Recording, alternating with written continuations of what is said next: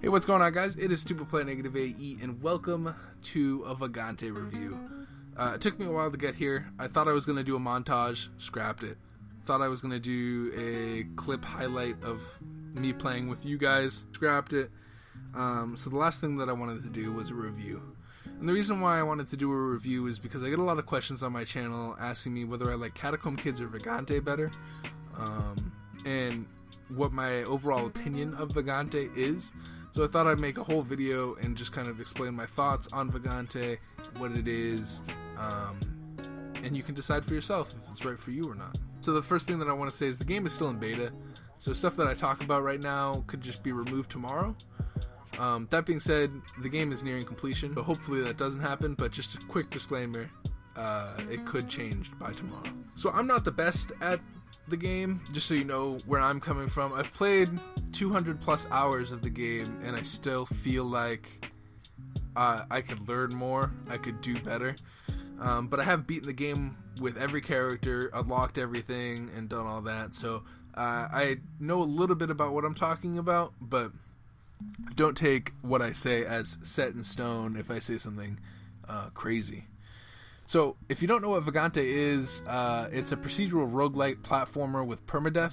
Permadeath means that if you die in your game, you get reset all the way back to the beginning, which sucks. It really does. But the goal is that you learn from your mistake, you learn what you did wrong, and then you fix it. So the next time you come across said enemy or said spike or said boulder that falls on top of your head, you know, like, oh, okay, that's how I died, this is why I died, and you go and you fix it next time.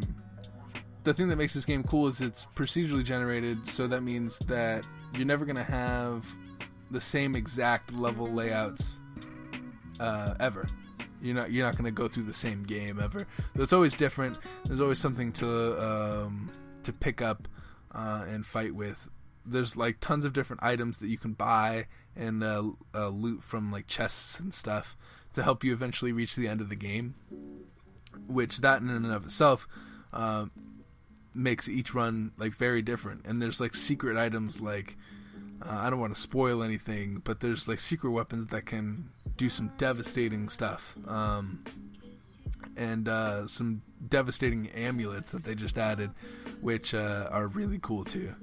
What makes Vagante interesting, and the reason why I think it's very interesting, is because you're not locked in to any one thing. If you've played a platformer before, you fight through all the enemies, or you travel along a level and there's like puzzles and stuff you have to solve. But then at the end there's usually like a boss, and you defeat the boss to go on to the next level. With Vagante, there's a ton of choices to be made. The exit door is always open. And the reason why it's always open is that you get a choice. You can defeat the boss, and the boss is, ideally, you want to defeat every boss. Generally, the general rule of thumb is you want to defeat all the bosses, because they give you a key, which gives you a ton of loot, and they level your character up, which means you can have a skill point to put in at the end of the level. The problem with fighting all the bosses is sometimes you're really low on health. Sometimes the level before beat the shit out of you, and you're at like 10 or less health.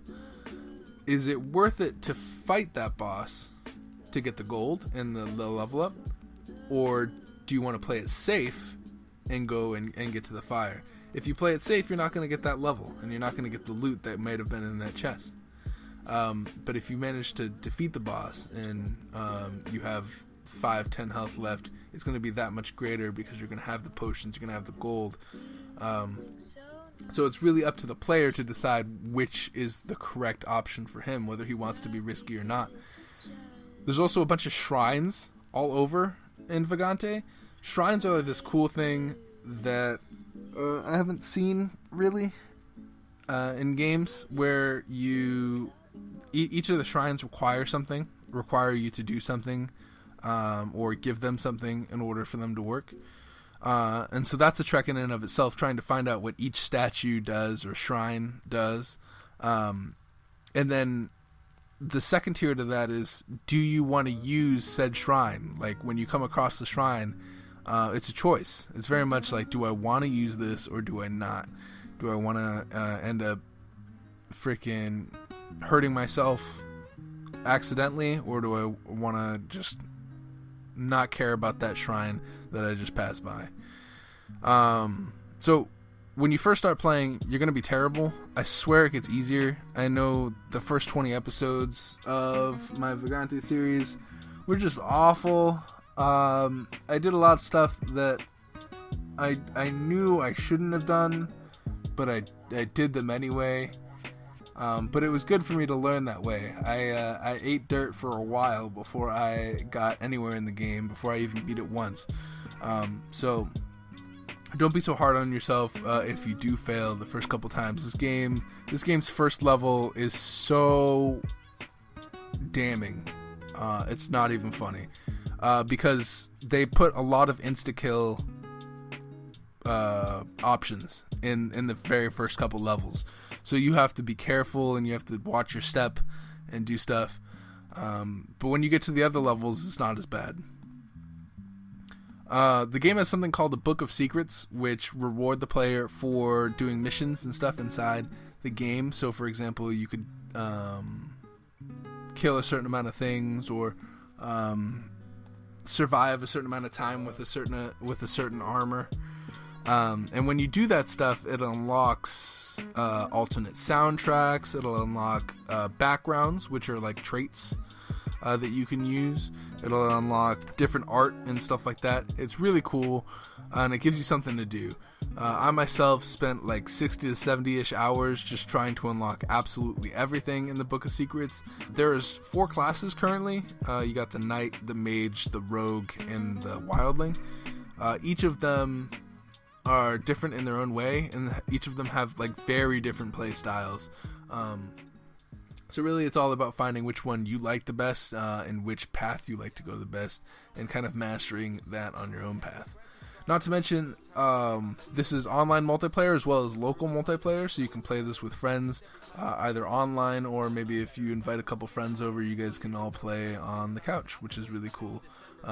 I like games that have both options, so that way if you can't necessarily get someone on the couch, you can play online. And if you're having a party, it's really cool to just break out one of these co-op games, which is awesome. Now, the problem with Vagante is that it's a difficult game to rate difficulty-wise. That was a weird thing to say. But there's 2 camps to this. Some people say that it's so annoyingly hard that they can't even play it. Like, it's not even playable.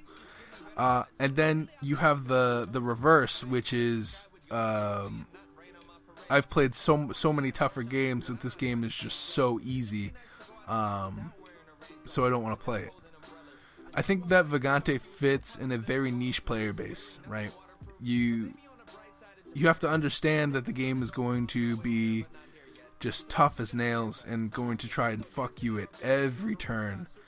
But you come out having the satisfaction knowing that you just spent days, if not weeks, trying to beat Vagante, and you finally do it, and you're consistent with it.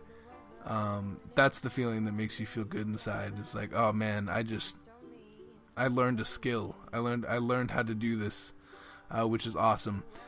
It's something that I've played a lot for my channel, and my channel wouldn't be anywhere without it. I was too scared to play it until I started my YouTube channel, and now that I've played it, it's one of my favorite games.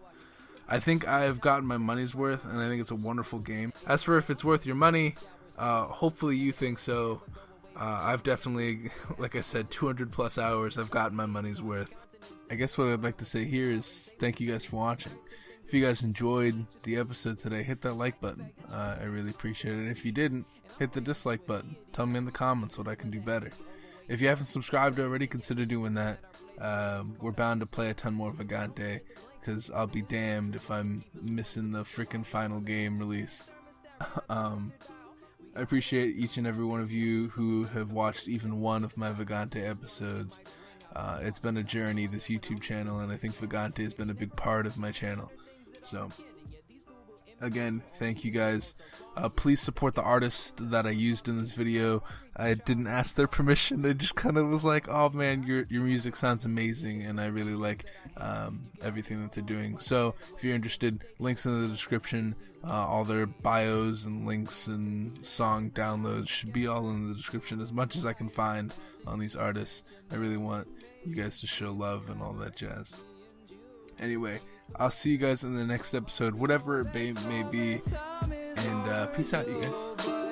I know I can make it, girl, as long as it's with you.